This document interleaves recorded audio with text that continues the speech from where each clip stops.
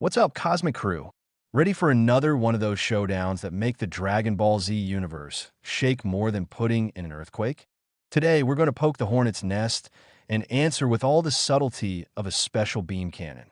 Why the heck is Kid Buu, that pink, pint-sized terror, stronger than Buuhan, the stylish Majin who absorbed half the world?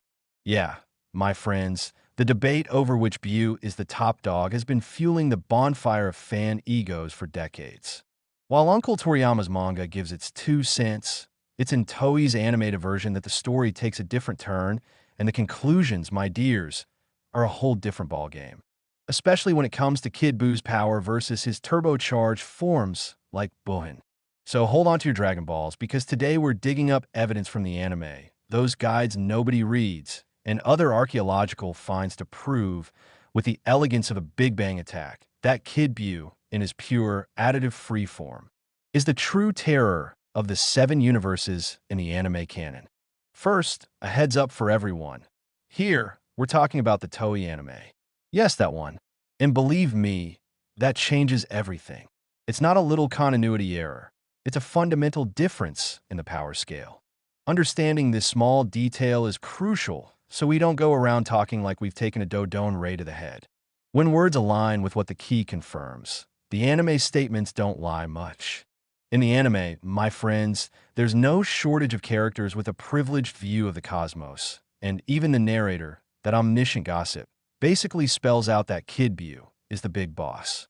It's practically a neon billboard. Kibita, a supreme Kai who knows the ancient ins and outs of Majin Buu, drops an even more powerful about Kid Buu, straight up. And mind you, this guy saw Buu parade around in all his forms, like an evil fashion week. Goku, our cloud-riding hero and expert in sensing others' ki with surgical precision, also calls Kid Buu the strongest Buu up to this point during that final brawl that had us biting our nails. Oh sure, there's always the he meant more dangerous, not stronger crowd. Yeah, right, tell me another one. The line in the anime is as direct as a punch from Vegeta. And to leave no doubt, the narrator, with that all-knowing voice, joins the chorus. Kid Buu is the strongest Buu before Goku unleashes the Spirit Bomb.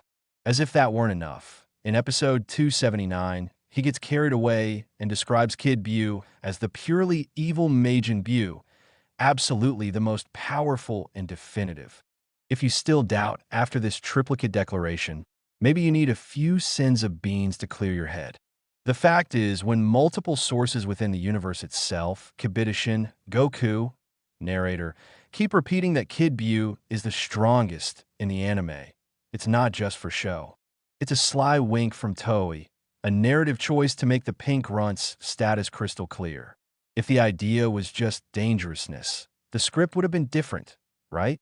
The quantity and consistency of these lines in the anime point to a very obvious intention from the studio to put Kid Buu at the top of the food chain. What's all this emphasis for? To stir things up, of course. To give the Buu saga's climax in the anime that championship final tension. By presenting the original form, pure evil, as the ultimate and most potent threat, the anime gives us that feeling of, now things are really heating up. If Buuhan were the top gun of the galaxies, the final fight against Kid Buu would look like a charity-friendly match, an anticlimax worthy of booze. The choice to shout from the rooftops that Kid Buu is the strongest raises the stakes. To think that Goku and Vegeta, after almost being turned into mincemeat by Buuhan's seemingly unbeatable power, now face an even stronger enemy, Kid Buu, makes their fight and the need for the universal spirit bomb something desperate, heroic, and, let's be honest, much cooler to watch. It's the old shonen trick.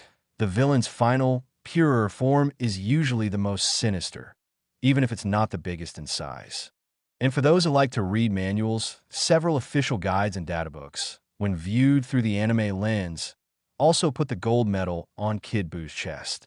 The anime TV guide, Dragon Ball Z Son Goku Densetsu, for example, is cited around as one that settles the matter on this issue. Recapping the cosmic soundbites, Kibita basically said, this one's on another level, even more powerful.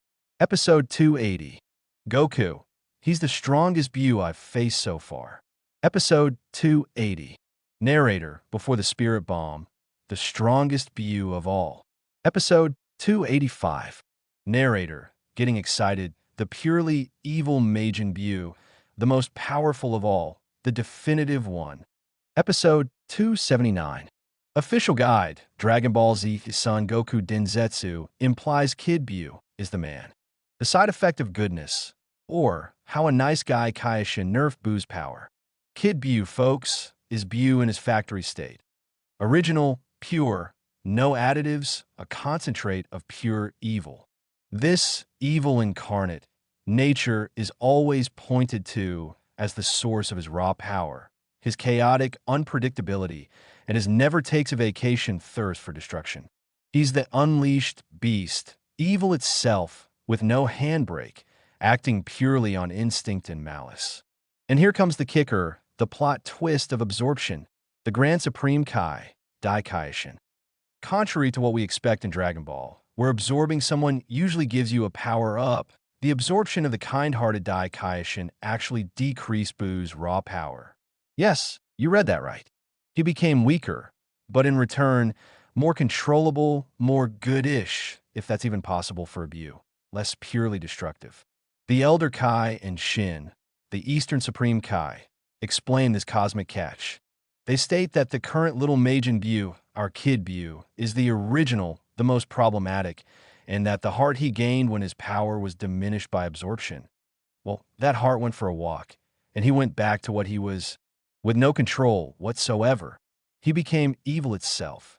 This whole conversation makes it very clear that the absorption of the benevolent Dai Kaioshin resulted in a reduction of Buu's destructive potential and power, transforming him into the more chill Fat Buu. It's important to note the difference. While the absorption of the burly Southern Supreme Kai initially made Buu stronger, giving rise to Buff Buu, the beefy Buu, the subsequent absorption of the Grand Supreme Kai basically reset this gain, sealing away a good chunk of his raw power. This shows that not every absorption is a simple add and carry on in terms of power, especially when a being of pure goodness with a calming effect like the Grand Supreme Kai enters the equation. Now hold on to your jaws so they don't drop.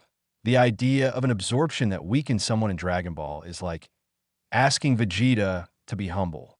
It goes against everything we've seen, where fusion and absorption are synonymous with now the power level is serious. This anomaly with the Kaioshin isn't a plot hole.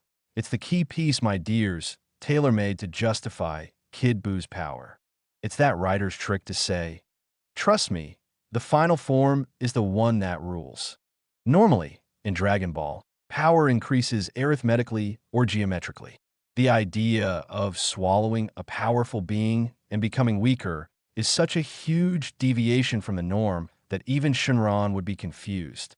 But this deviation has a noble purpose: to give an official explanation within the anime for why Kid Buu, the root form, is more potent than his gourmet versions like Buuhan.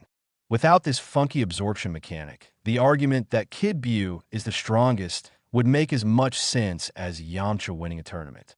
It's a deliberate choice by Toriyama to crown the final villain. Simple as that. Then someone always pops up to say, oh, but Kid Buu isn't stronger, he's just more dangerous because he's like a rabid, unpredictable pincher. But in the anime, his dangerousness isn't just about throwing tantrums. It translates into raw, irrational power, a destructive capacity that leaves Buu's more thinking forms in the dust. He has no filter, no inhibitions. He uses 100% of his power without a second thought, unlike other Buus who love theatrics or had a shred of pride that kept them from going all out immediately. And the crucial detail, the lines in the anime, from Goku, Kibidishin, the narrator, spell out stronger and more powerful, not just more dangerous. This precision in language isn't for nothing. It suggests that his pure state, free from the Kaioshin's calming influence, allows him to let his cosmic freak flag fly without any mental or emotional restraints. Result? He's not just dangerous. He's genuinely more powerful in a one-on-one fight. When the manuals agree, or almost guides, and the creator's touch. And if the character's words aren't enough, let's take a look at the instruction manuals of the Dragon Ball universe. Yes, the official guides. Although they're a mixed bag sometimes, with some leaning towards a manga and others towards Narnia, some sources, especially those aligning with the anime, add more fuel to Kid Buu's fire. The Daisenshu 7, which for many is like the sacred encyclopedia, has been cited saying that the Buu Goku defeated. Guess who? Kid Buu was the strongest in the universe. And it even throws in Goku and Kid Buu are the strongest companions. This companions part is open to debate and wild interpretations, but strongest in the universe is a slam dunk for our argument. Other databooks also join the dance, confirming Kid Buu as the Supreme Buu. This super exciting guide often pops up in these discussions, and some readings of it also give a little boost to Kid Buu's supremacy in the anime. Now, about Master Toriyama. Some say he has a knack for making the smaller enemies the most formidable.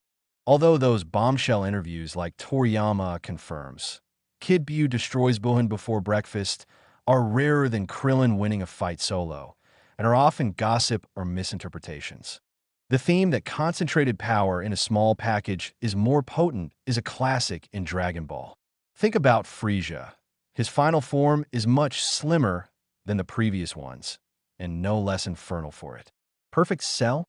More compact and efficient than his semi-perfect version, which looked like a wardrobe. Of course, it's not a golden rule. Hi, Great Ape Vegeta. What's up, Super Buff Cell? But it reflects a certain philosophy where raw, immense power can be better expressed in a compact form, not in a behemoth full of absorptions. And Kid Buu? He's the smallest of all, pure essence, no additives. This fits perfectly with the idea that the original form, free from the baggage of absorptions, is the most dangerous and, yes, the most potent. Feats on the field and strategic implications. The undisputed terror of Kid Buu. Remember Goku, Super Saiyan 3 going toe-to-toe with Kid Buu on the Supreme Kai's planet? Exactly. Even though Goku's stamina went kaput before he could finish the job, maintaining SSJ-3 in a living body is tough, right? The simple fact that he held his own and traded high-level blows with Kid Buu for a considerable time is already a feat worthy of a trophy in the anime. And the Pink Pest's final defeat? It needed that family-sized super spirit bomb, with energy from Earth, Namek, and even the Supreme Kais. This is basically the anime rubbing it in our faces that there was no other way to put out that fire. If Buuhan were the Almighty One, Mystic Gohan, who, let's face it, was much beefier than SSJ-3 Goku at that time, would have settled the score. But no, what do we see? Gohan looking terrified, scared and begging the humans of Earth to raise their hands, highlighting the widespread panic Kid Buu instilled. The need for a spirit bomb, a technique that sucks energy from half the universe, to stop Kid Buu, while Buuhan was undone from the inside by Vegeto, not by being surpassed in raw power, makes it clearer than day who the real final problem was in the anime. The Tale of the Clones, the anime's twist. Oh, but Buuhan absorbed Mystic Gohan, Gotenks, and Piccolo. Math doesn't lie. Easy there, Speedy. The anime, always the anime, has a card up its sleeve that turns this table upside down. When Goku and Vegeta were strolling through Super Buu's innards, they came face to face with clones of Gohan, Gotenks, and Piccolo. And the crucial detail, confirmed by Goku himself and by Daisenshu 7, the Dragon Ball Bible, for many of these clones had the same power as the originals. That's where things get interesting. Goku, in his base form, was seen trading blows with Mystic Gohan's clone, and Vegeta was handling the Gotenks and Piccolo clones. Remember, they were at less than 1/100th of their total power in there. If base Goku, with less energy than a cell phone at the end of the day, can face a Mystic Gohan clone, who we know is SSJ-3 level or higher, logic tells us that base Goku's total power is absurdly greater than Mystic Gohan's. By extension, SSJ-3 Goku, which is a 400x multiplier, will be so much stronger than Mystic Gohan that it would make Vegeta's Scouter explode 1,000 times, and consequently, he'd wipe the floor with Buuhan. This is a strong argument, almost a checkmate, within the anime's internal logic. This story of the clones inside Buuhan, when mixed with the explicit statements about Kid Buu's strength, ties the brains of those trying to find perfect logic in the anime's power scaling in knots, especially if Buuhan were considered stronger. This forces us to rethink how power is shown, suggesting that the anime's intention to crown Kid Buu as the supreme boss sometimes steamrolls over linear power progression. The anime, my friends, loves a dramatic climax. If Goku at 1/100th of his power can fight a Mystic Gohan clone, who is stronger than SSJ-3 Goku, then SSJ-3 Goku's real power in the anime is far, far beyond what was imagined. This means that SSJ-3 Goku fighting Kid Buu on equal footing, even if losing due to exhaustion, implies Kid Buu is a monster of power, easily surpassing Buuhan. Power math in Dragon Ball sometimes seems like witchcraft, we know, but this specific detail, if we take Daisensha 7 seriously, is a complex but heavy argument for Kid Buu's supremacy in the anime.